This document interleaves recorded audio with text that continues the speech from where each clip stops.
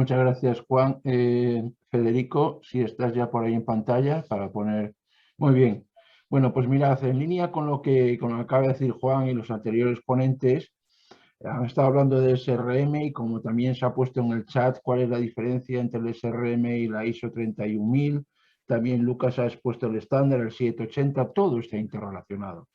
Obviamente todo interrelacionado porque no es reinventar la rueda, simplemente pues añadir a lo que son metodologías existentes ya del análisis y gestión del riesgo, todos aquellos parámetros, características propias de la seguridad que, como decía Juan en un principio, no se estaban contemplando desde el punto de vista de la gestión de riesgos en las empresas.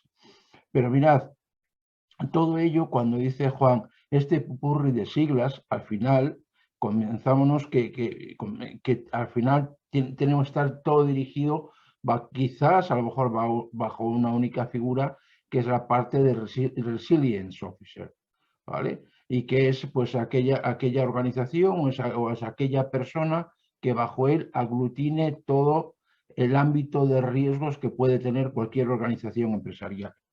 Y así, dentro de la parte de Resilience, sabéis que existe la familia 22.301, que es la parte de continuidad de negocio. Pero fijaros, la edición 2019 de Resilience, de la ISO 22.301 de continuidad de negocio, en la cláusula 8 de operaciones, creo recordar, que hablaba particularmente de dos cosas. Una, que tiene que estar clara cuál es la determinación de los recursos que necesita cualquier organización para, ante una interrupción de sus negocios, saber qué es lo que necesita en todo momento y tenerlo disponible para poder recuperarse, es decir, tener un auténtico análisis de impacto, que es de lo que va a hablar ahora Federico, análisis de impacto en el negocio, que va a la par de los análisis de riesgos que hemos estado hablando hasta el momento.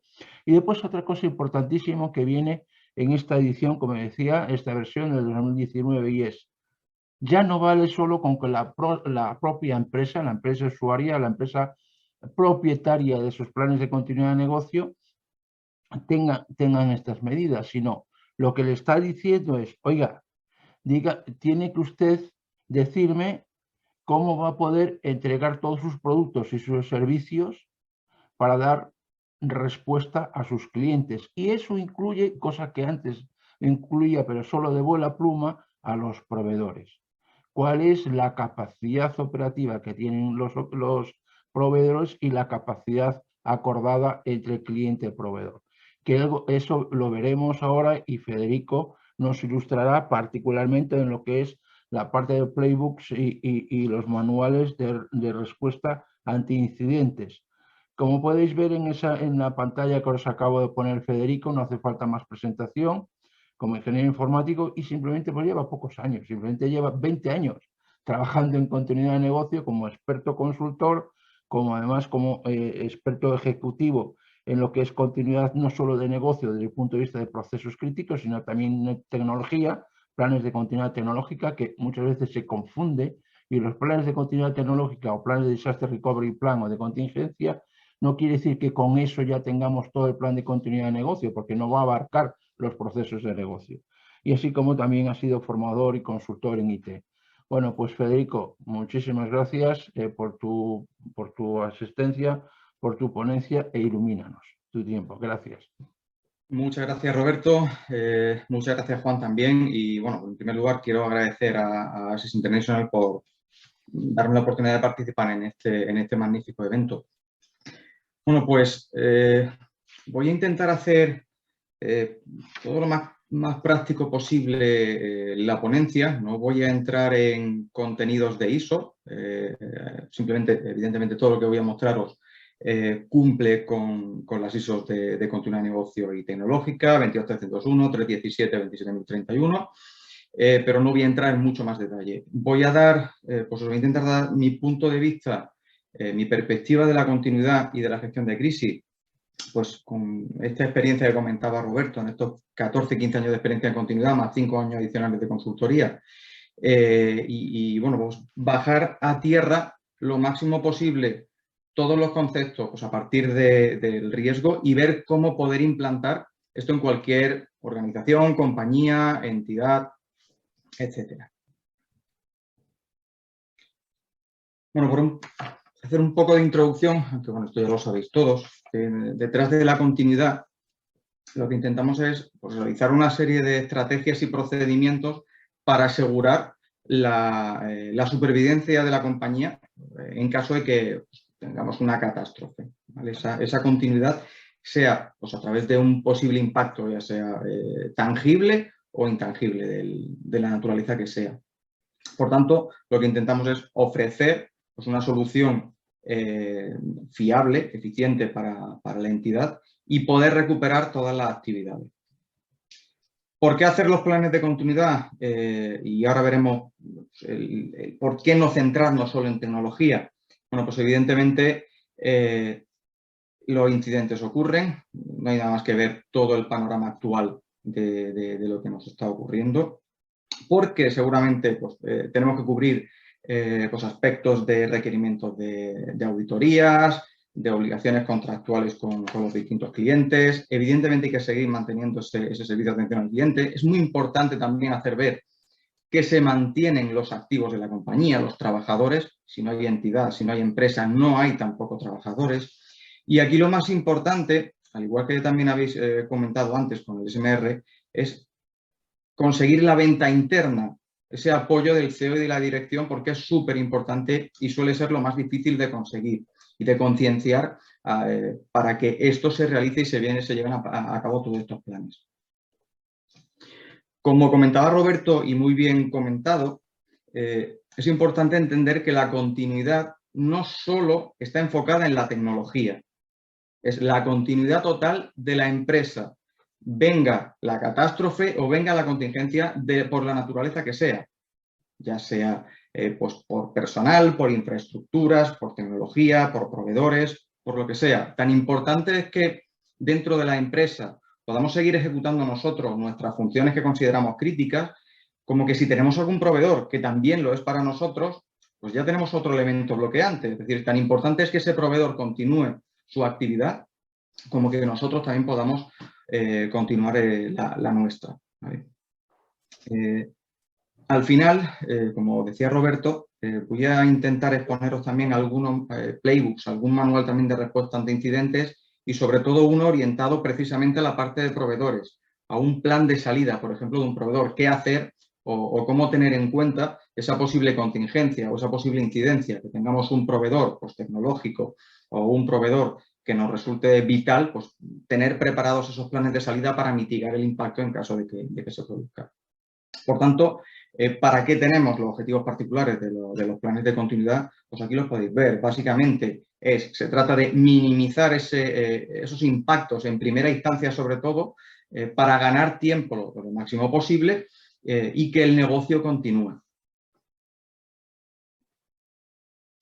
Bien, para ello, ¿cómo bajamos todo esto a tierra? Pues a la hora de definir todos los escenarios, cómo hacer esos planes de continuidad, claro, lo normal es que nos pongamos a pensar pues, que si hay una nevada, si hay un terremoto, si hay una pandemia, si hay una intoxicación, si es un acto de terrorismo, e intentar enfocar más la causa que el efecto. Quiero decir, nosotros en nuestra metodología, en lo que nos fijamos para hacer los planes de continuidad es en los escenarios del efecto, no por la causa. Es decir, me da igual que sea una intoxicación o que sea una pandemia, lo que tengo es una indisponibilidad del personal crítico.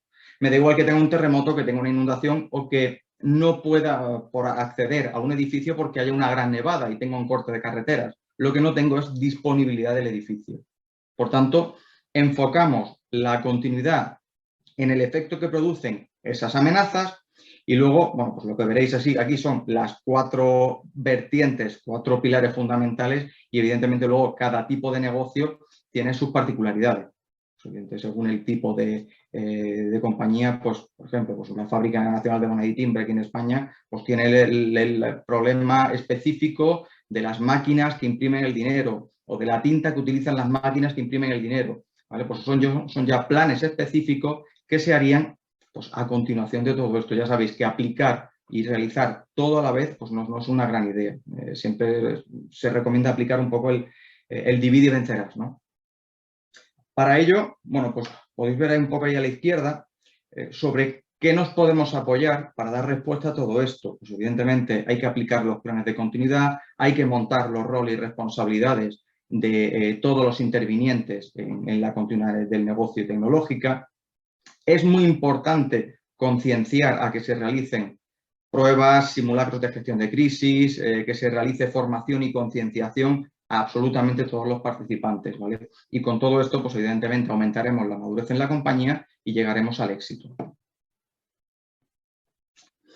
Bien, nosotros desde Continuitas tenemos desarrollada esta metodología para tener los planes de continuidad, que aplicamos esos 5 pasos, esas 5 preguntas que veis abajo. El qué, el dónde, el quién, el cómo y el cuándo. Con eso damos respuesta desde el inicio del estudio hasta el final y obtener pues, todos los roles,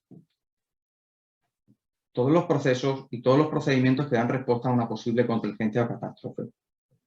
El qué, precisamente lo que da respuesta, es lo que veis ahí. Aquí interviene lo que es el BIA, el Business Impact Analysis, el cuestionario de análisis de impacto en el negocio. Con este documento, con este formulario, lo que vamos a conseguir es identificar esas funciones o esos servicios. Hablaré siempre de funciones, servicios o procesos críticos, siempre me refiero a lo mismo según cada una de las entidades como tengáis establecida la nomenclatura. Bueno, pues identificar cuáles son esas funciones críticas y los recursos asociados a ellas. Pues tanto proveedores, sistemas de información, qué edificios dan soporte, qué personal crítico hay detrás, qué dependencias de información, que es muy importante también identificarlo. A continuación, una vez que tenemos esos documentos vía, bueno, pues luego tenemos que saber el dónde, qué estrategia vamos a seguir en caso de que una ubicación esté indisponible o que unas comunicaciones no las tengamos disponibles para utilizar. La tercera parte responde al quién, es decir, hay que montar toda esta estructura de grandes grupos de trabajo que, bueno, os recuerdo, pues en caso de una contingencia, lo que solemos montar dentro de la empresa es que es un cambio en la estructura, en el organigrama temporal, de lo que pasan a ser las distintas áreas en una situación de normalidad, pues en caso de una contingencia, el organigrama cambia sensiblemente para otra vez aplicar el divide y vencerás y hacer más eficiente sobre todo la localización de equipos y la puesta en marcha per se de las funciones críticas. Como cuarto paso, pues evidentemente ya cuando tenemos montados los equipos, tenemos la información de base, ese pilar para poder realizar ese estudio siguiente, que son los procesos, pues entramos a los procedimientos, esos planes operativos que dan respuesta a los escenarios que tenemos sobre la mesa, a qué queremos dar respuesta. Para eso a la derecha lo que podéis ver es, bueno, pues esas fases que tenemos también establecidas, pues desde la respuesta inicial, en la que intervienen los comités de gestión de crisis para activar o no el plan de continuidad, y luego pues la provisión de recursos y la reanudación del negocio, hasta pues una vuelta a la normalidad, que sería, pues por ejemplo, si un edificio está indisponible, pues una vez que ese edificio vuelva a estar habitable, pues volver a ejecutar en él todas las funciones del día a día.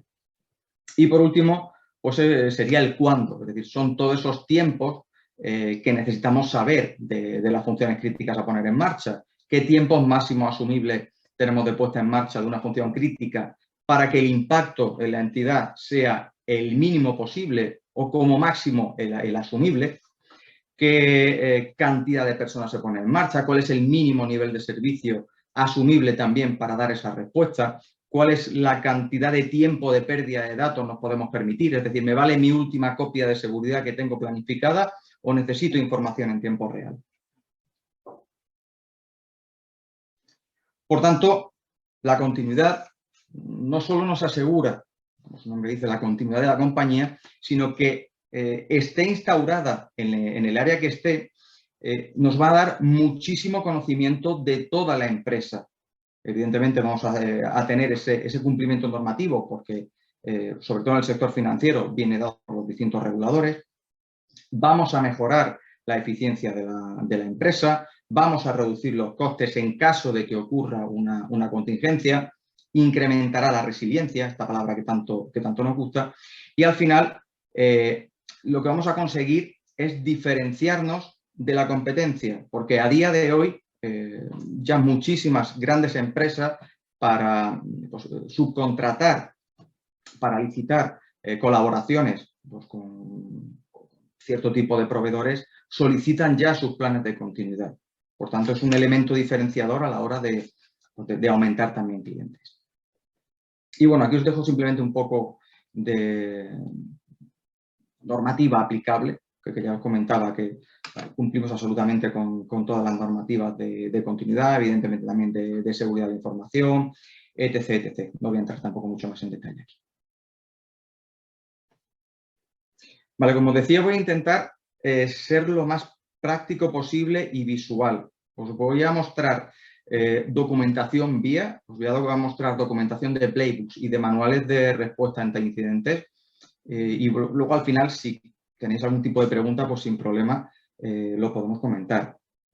¿Qué es lo que vamos a hacer con el cuestionario vía, con el formulario del Business Impact Analysis? Bueno, pues como comentaba, vamos a obtener en él cuáles son esas funciones críticas, esos procesos o esos servicios del negocio que en caso de que no se sigan ejecutando tras una contingencia impactarían de forma considerable en la compañía.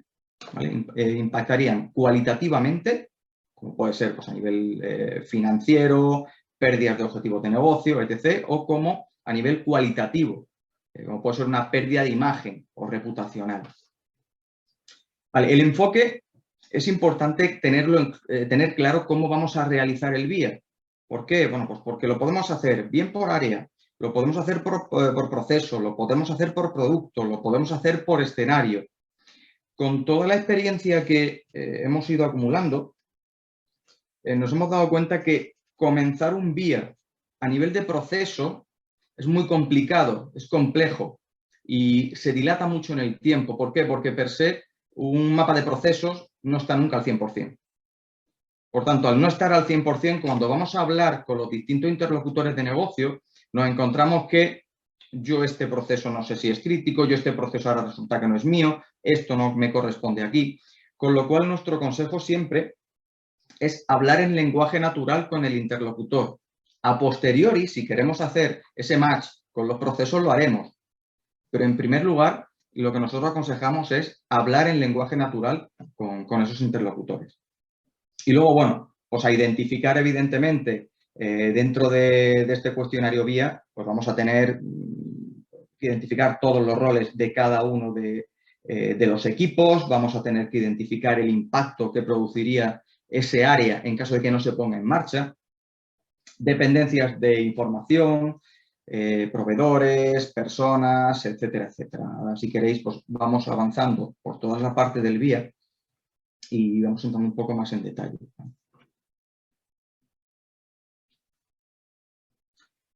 Vale, pero ¿qué hacemos antes del vía? Está claro que el vía, pues el cuestionario que da respuesta a todo esto, pero tenemos que montar toda la metodología para llegar a nuestro objetivo final, que es tener todo el consolidado de esas funciones críticas, esos recursos de toda la compañía.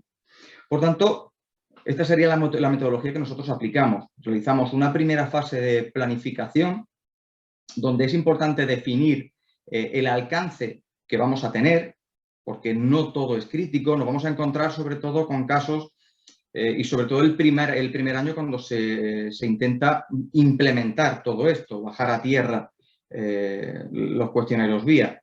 Es que salen que todas las funciones son críticas, aquí todo el mundo es crítico. Y si parece que si no salgo en el dibujo, no salgo en el documento, parece que no soy importante. Entonces también nosotros intentamos aclarar que una cosa es la criticidad y otra cosa es la importancia. ¿Vale?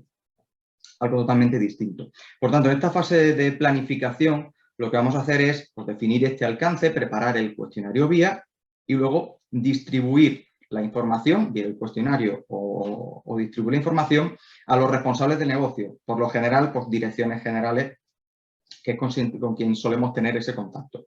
Y luego cada dirección general lo que hará es identificar la serie de interlocutores que vamos a tener para hacer cada uno de estos vías. En la segunda fase llegamos evidentemente, a cumplimentar este vía. Es importante dejar siempre claro cuál es la metodología que vamos a utilizar, cómo vamos a rellenar ese vía, cuáles son los pasos que vamos a seguir, porque no es tan fácil decirle a un interlocutor de negocio cuáles son tus proveedores críticos, porque nos va a preguntar, ¿y qué es un proveedor crítico? Bueno, pues todo eso son las premisas que hay que dejar desde un principio totalmente claras. En la tercera fase, en el análisis, pues lo que vamos a hacer es armonizar un poco todos los días para ver pues ese tamiz crítico, ver si todo cuadra, a ver si hay algo que se sale un poco de la normalidad y volver a ajustarlo con los interlocutores. Y al final, pues en la documentación de resultados, crear el informe consolidado, resumen ejecutivo, etcétera, etcétera. Y si queréis, entramos un poco más en detalle en cada una de estas fases. Durante la fase de planificación, como comentaba, es muy importante asegurar que la información que vamos a recoger sea totalmente normalizada e igual para cada una de las áreas. Es decir, establecer los tiempos de recuperación o establecer qué es crítico o establecer qué cantidad de personal crítico es normal que aparezca en cada área. Es decir, no podemos llegar a un área y que de repente nos identifiquen el 90% del personal crítico y que otra área nos esté dando un 5%. Tiene que haber una compensación, o sea, tiene que estar todo compensado más o menos en unos niveles. Hay que definir el enfoque, lo que comentaba antes, si es por área, si es por proceso, si es por producto. Hay que evaluar más o menos la carga de trabajo también que nos va a llevar al equipo de continuidad que estemos desarrollando este proyecto. Es importante también no comernos el tiempo de negocio. Es decir, está claro que cuanta más información tengamos de un día, pues más podremos hacer. Pero es más importante quitar tiempo, el menor tiempo posible a negocio y que tengamos una información que sea más o menos manejable. Al final esto es un ciclo de vida. Todos los años lo tenemos que actualizar. Y lo que no podemos hacer, o por lo menos nosotros desde la experiencia, es quitar pues, 2 días de trabajo a un responsable de área para solamente atacar esto, porque evidentemente tienen su trabajo que tienen que sacar el día a día desde la parte de negocio. Hay que establecer los ciclos de actualización y notificación de cambios, si se actualiza de forma anual, si se actualiza 2 veces al año, cuál es el proceso de notificación de si se ha identificado un sistema de información, a quién hay que pues, notificárselo. Hay que establecer los criterios de impacto para saber, ¿vale? Si nos dicen que algo es crítico, se tiene que basar en algún criterio. Pues tendremos una serie de ámbitos y a través de esos ámbitos saber si una función es crítica o no, pues según esos ámbitos definidos tienen que encajar. No puede ser sacar el dedo y a ver para dónde apunta el criterio. Y por último, pues aquí también en esta fase tenemos que definir los distintos tiempos de recuperación. Los RTO, los RPO, MBCO y MTPD, que son los tiempos de recuperación, máximo tiempo de indisponibilidad de la función, pérdida de datos, cuánto tiempo podemos estar trabajando, digamos, en servicios mínimos o cuál es el nivel mínimo de servicio al que estamos involucrando a partir de ese impacto. Habitualmente solemos trabajar nosotros con esas franjas que veis a la derecha, que dan respuesta pues, a las 2 primeras semanas de una contingencia. Nos hemos encontrado pues, con diferentes casuísticas dentro, cuando hemos llegado a atacar estos planes, y a lo mejor algún cliente ya tenía algo hecho, en el que solamente daban respuesta a las primeras 48 horas. Nosotros estimamos que eso es muy poco, porque al final es un impacto en el que vamos a tener solamente la visión a 2 días y no vamos a tener suficiente información para poder atajar una contingencia bastante más grave. Por tanto, unas 2 semanas más o menos es lo que nosotros tenemos establecido como media y sobre esto es donde trabajamos. Cualquier función que se salga de estas 2 semanas, nosotros no la consideramos como crítica una vez que hemos establecido este ámbito. En la siguiente fase, que sería ya la cumplimentación del BIA, bueno, pues una vez que lo tenemos cerrado, sería contactar con los distintos interlocutores, no tiene mucho más, y con los roles ya definidos de continuidad, porque cada documento tendrá un responsable, que es el que valida la documentación, y una serie de interlocutores, más los coordinadores del equipo, que son los encargados de, en caso de una contingencia, ponerlos en marcha, el personal crítico. Bueno, pues con esos interlocutores, identificar toda esta información. Aquí nuestro consejo es siempre tener el interlocutor que tenga la visión más global de ese área. Porque si no, esto se nos puede hacer eterno a la hora de identificar todas las funciones o identificar cuáles son los recursos de todas las funciones. Se nos puede convertir en algo de 2 reuniones en 20 para llegar a un detalle que a lo mejor no es necesario. Y se pueden utilizar otras acciones, como pueden ser las pruebas o simulacros, para tener ese detalle y no paralizar a toda la compañía. Una vez que tenemos ya todos los cuestionarios VIA cumplimentados y lo hemos metido ya en el proceso de consolidación, pues pasaríamos lo que es a la parte del análisis. Aquí ya tenemos que ver si pues los tiempos que han aparecido son coherentes, si las dependencias de unas áreas con otras también se coordinan entre ellos, es decir, pues si un área necesita otra, la puesta en marcha en 24 horas y resulta que ellos han identificado que se ponen en marcha a las 48, pues tenemos un problema. Ahí tenemos un gap que hay que corregir. Entonces hay que poner en consonancia las distintas áreas que tienen dependencia entre ellos para que se pongan en marcha y no tengamos ahí un delay.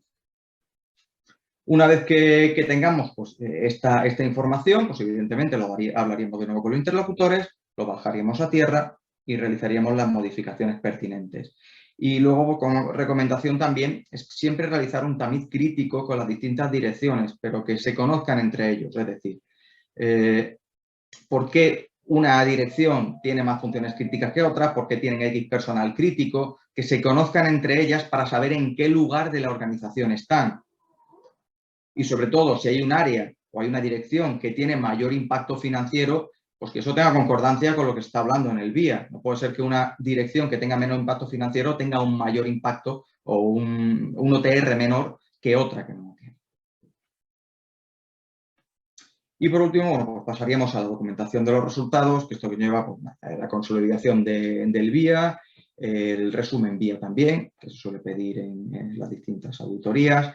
Se tendría que elevar esta documentación al comité de continuidad para su aprobación y todos los aspectos relevantes que salgan de ese comité hay que volver a aplicarlo en los VIAs y per se en el resumen ejecutivo. Y por tanto, como siempre hablamos en todos estos procesos que tienen un ciclo de vida y todas las ISO, hay una parte de lecciones aprendidas que siempre hay que incorporar. Bueno, pues todos los puntos de mejora, todas las modificaciones las documentaríamos y pasarían a la siguiente iteración.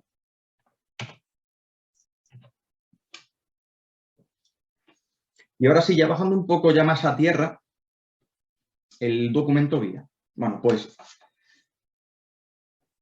lo que os voy a comentar aquí es lo que aplica al 70-80% de las compañías. Es todo lo común. Luego, evidentemente, pues hay una parte de personalización que aplicaría a cada uno de vosotros. Esta documentación, y corrígeme, Roberto, creo que luego se la vais a enviar a ellos. Si la necesitan, no hay ningún tipo de problema, por si quisieran aplicar. Vale, así es, así es. Luego intentaremos hacer un collage con todas ellas. Gracias. Vale, perfecto.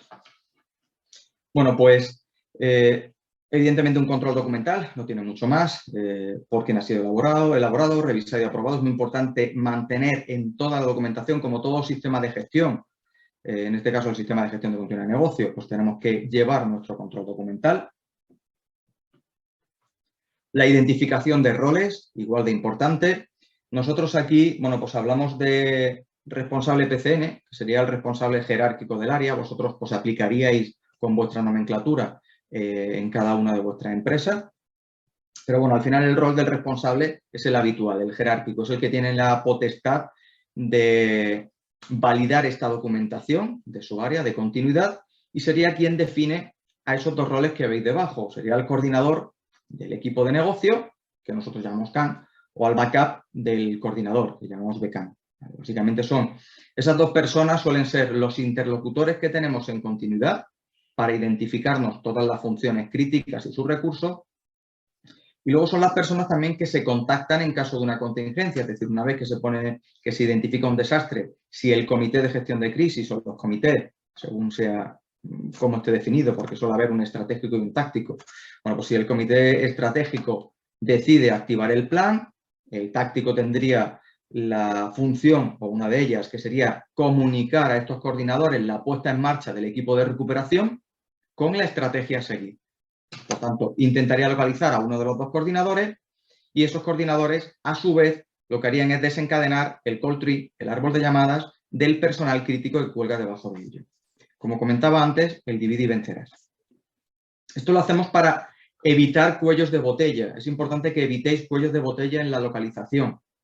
Cómo se avisa al comité, quién avisa, cómo se avisan a los distintos coordinadores y sobre todo, insisto, en la formación y concienciación al resto del personal crítico para que sepa cómo actuar. Vale, aquí ya lo que tendríais es una propuesta de una pestaña, porque solemos trabajar siempre nosotros en Excel, a través de ofimática. Alguna vez también volcamos datos a alguna herramienta, Global Suite, etc., pero bueno, casi siempre con Excel. Y aquí es donde identificamos los distintos servicios críticos o funciones con la relación con productos, con procesos, con otros servicios, con otros departamentos, con otros servicios críticos, todo esto en cumplimiento con la ISO 22317. Si hay algún manual o algún procedimiento asociado a ese servicio crítico. Luego tenemos los 4 tiempos a identificar, que sería el RTO, el RPO, el MTPD y el MBCO, que ya sabéis que el RTO es el máximo, el tiempo máximo asumible para poner en marcha una función crítica. El RPO es cuánto tiempo podemos asumir de pérdida de datos. El MBCO es cuál es el mínimo de nivel de servicio con el que yo comienzo a dar esa función crítica. Si veis cómo va avanzando el MBCO hasta el final, hasta la vuelta a la normalidad, ¿vale? Pues ahí en ese caso estaríamos en un 75%, si veis el gráfico a la derecha, pues sería el 75% de nivel de servicio cuando se pone en marcha la función crítica, hasta una vuelta progresiva a la normalidad del 100%. Eso sería el MBCO. Y luego el MTPD es el tiempo máximo de disrupción de la función crítica, es decir, por decirlo en lenguaje natural, es cuánto tiempo podemos estar en servicios mínimos. Es decir, cuando sí o sí tengo ya que irme al 100% de mi actividad habitual. ¿Vale? Son los dos tiempos, digamos, el OTR es mi primer warning y el MTPD es mi segundo warning, de que ya tengo que volver a mi 100. Identificamos fechas límite, fechas críticas en el calendario con cada una de estas funciones críticas identificadas, quiénes son los responsables del proceso o de la función, si está externalizado para tenerlo en cuenta con los proveedores. Y si ves a la derecha, aquí es donde relacionamos cada función crítica con el escenario. Esto es importante que lo tengamos bien claro porque luego a la hora de elaborar los diferentes planes de continuidad, aquí es donde vamos a cruzar esta información. Lo podéis hacer aquí o en cualquier otro sitio. Pero bueno, nosotros nos pasamos aquí para obtener los datos en la base de datos. A personalizar, pues, por ejemplo, hay entidades que además de identificar los distintos escenarios, mantienen una relación con los canales. Pues si tienen relación con un canal web, con Etitran, con FTP, con Swift, ¿para qué? Pues para saber que si me cae un canal, así sé cuáles son mis servicios críticos que se van a ver afectados. Y viceversa. Si a mí se me cae un servicio crítico, a lo mejor me paraliza alguno de los canales. Pues todo esto lo tenemos como valor añadido en la información. Podemos tener la relación con procesos de negocio, podemos tener relación con procesos de soporte, podemos tener algo que es muy importante, por ejemplo, si tenemos, digamos, varias grandes carteras que nos solicitan información de continuidad, pues aquí podemos identificar esa relación con ellos. Con lo cual, luego podemos sacar sus planes, los planes de continuidad nuestros, pero adaptados a nuestro cliente. Y elaborar eso, digamos, llamémosle certificado de operatividad, que le dan esa tranquilidad al cliente de que lo que estamos haciendo para él, pues digamos que valida esta continuidad, verifica que lo que estamos haciendo, pues lo estamos teniendo en cuenta y que nuestra continuidad es la suya. Tenemos que identificar también el impacto que genera este área, este equipo, en caso de que no se ponga en marcha. Todo esto también lo tenemos que planificar en esta primera fase, pues para saber hasta dónde llegamos. Es decir, establecer estos rangos de pérdida, establecer los niveles tanto cuantitativos como cualitativos, cuándo existe impacto en un proceso, cuándo no. Es decir, un 2 es suficiente para que un proceso sea crítico, un 3, un 4, bueno, pues esto es lo que hay que definir en esa planificación. Y bueno, pues habitualmente nosotros lo que hacemos es definir esos 5 ámbitos, a nivel cuantitativo el financiero, legal y regulatorio y contractual, y a nivel cualitativo, pues el reputacional y el de objetivos de negocio, por ejemplo. Federico, 10 minutos. ¿Cómo categorizamos este impacto? Bueno, pues lo que hacemos es establecer durante todas las franjas horarias cómo va avanzando el impacto en caso de que no se realicen las funciones del área. En la parte de arriba lo veis de forma general, cómo afectaría la parada de toda el área por completo, y en la parte de abajo lo que veis sería pues, a función crítica, cómo impactaría en caso de que una de las funciones no se realice. Identificamos también dependencias de información, flujos de entrada y de salida, es decir, cuáles son nuestros bloqueos, qué tenemos que hacer sí o sí, qué tenemos que enviar y qué información recibimos que sea vital y que nos bloquearía o nos perjudicaría en caso de que no se hiciese. Evidentemente, identificación de proveedores críticos, cuáles son esos proveedores, mantener una agenda de contactos, saber cuál es su SLA dentro del contrato, saber cuál es su tiempo de respuesta habitual y luego a partir de aquí pues, elaborar la estrategia de proveedores críticos, incorporar las cláusulas dentro de los contratos que sean necesarias, solicitar a estos proveedores críticos su información de continuidad para nosotros también tener nuestra seguridad en caso de que ellos tengan una contingencia. Identificar al personal crítico en cada una de las franjas horarias, tanto titulares como alternativos, es decir, qué personas se ponen en marcha en cada una de estas franjas horarias, siempre relacionando al máximo posible la información que estamos recogiendo con cada una de las funciones críticas, para luego tener ese plan bien armado. ¿Qué sistemas de información son necesarios que dan soporte? Sistemas de información que son críticos, que dan soporte para la realización de esas funciones. ¿Qué equipamiento es necesario? Y registros vitales. Ya sabéis que los registros vitales, pues por un lado pueden ser certificados digitales, pero también es documentación en formato físico. Pues documentación en caso que se esté custodiando, que en caso de pérdida, inaccesibilidad, destrucción de esa información, pues genere también un bloqueo. O, por ejemplo, en algunas entidades bancarias, un registro vital son las llaves de los propios activos de los edificios. Si, por ejemplo, tienen que hacer una entrega de unos edificios y ese día no pueden acceder, tienen que planificar su plan B, porque si no tienen acceso a las llaves, no pueden hacer la entrega, por tanto. Y una vez que tenemos el BIA, ¿qué hacemos? Bueno, pues como he comentado antes, la cuarta fase sería consolidar toda la información y hacer el resumen ejecutivo BIA. Tendríamos que realizar también el análisis de riesgos, mínimo a nivel de disponibilidad de la información. Luego ya, evidentemente, nos podemos ir también a nivel de integridad, confidencialidad, etc., etc. Insistir en la formación en las pruebas y simulacros y en lo que vamos a ver ahora es ya en la redacción de los planes operativos. Os voy a poner una serie de ejemplos de playbooks y de algún manual de respuesta ante incidentes. Comentar simplemente pues, que del sistema de gestión de continuidad esto tiene un ciclo de vida como todo y hay que aplicar absolutamente pues, todos los pasos desde el análisis y diseño, desde que se hace la implantación, se hace la formación y las pruebas, revisión y mantenimiento, se optimiza y otra vez vuelta a empezar, según como tengáis la iteración pues, planificada. Vale, por tanto, un playbook, o qué entendemos nosotros como playbook o como procedimiento, como lo queráis llamar, o como guía.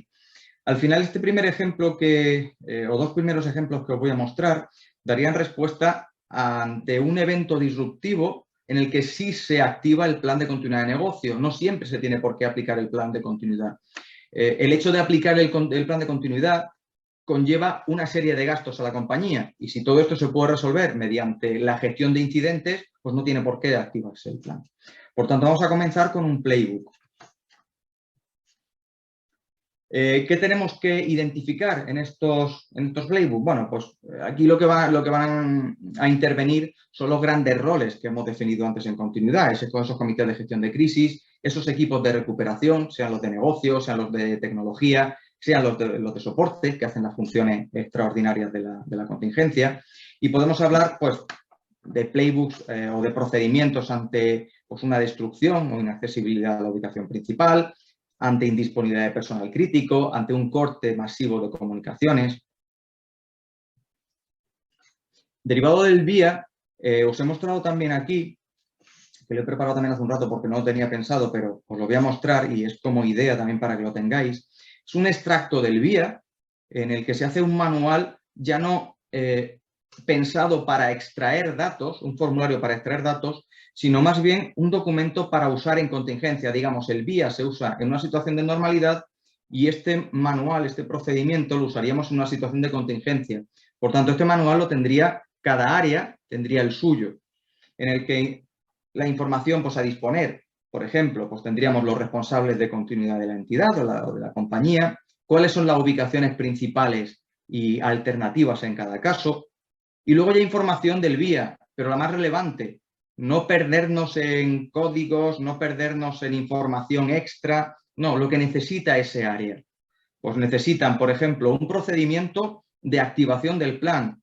El coordinador de cada equipo tiene que saber qué está haciendo de continuidad de negocio y él qué tiene que hacer en cada paso.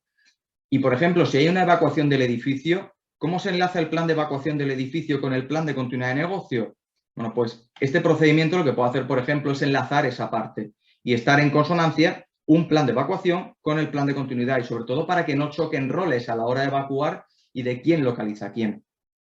Y luego, bueno, pues nada, el resto de información sería identificar quiénes son las personas que ejecutan cada función crítica con titulares y alternativos, cuáles son las funciones críticas y sus actividades de recuperación, es decir, antes lo que hemos identificado son las funciones a grosso modo, pero ¿hasta dónde llega cada función crítica? Si dentro de cada función crítica yo hago 1, 2, 3, 4 cosas, ¿esas 4 cosas son igual de importantes? ¿O cada una tiene una prioridad? Bueno, pues aquí intentamos dar un pequeño zoom, ir un poco más allá de ese vía. No llegamos a procedimentar, pero sí un poco a tener un detalle de cuáles son las prioridades dentro de cada función. Igual que hay un procedimiento de activación del plan, hay uno de desactivación, cómo volvemos a la normalidad, cómo tenemos que comunicar. Identificación de proveedores críticos y las dependencias, pues que igualmente nos las traemos también del documento guía. Aquí voy a enseñar también otro documento, otro playbook, que sería un procedimiento ante una indisponibilidad de la sede, por ejemplo.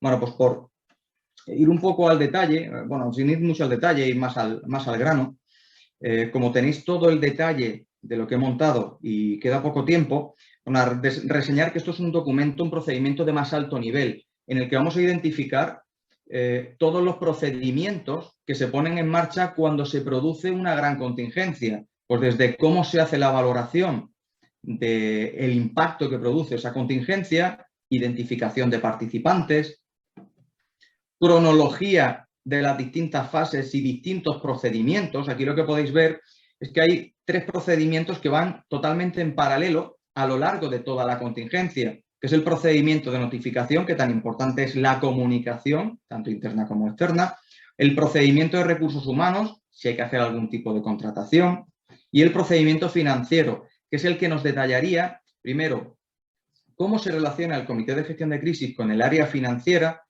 cómo se activarían gastos extraordinarios, porque se pueden definir gastos básicos de pues, manutención a empleados, etc., pero si hay que hacer un gasto extraordinario, ¿cuál es el valor a partir del cual no está autorizado? Esto no va en automático.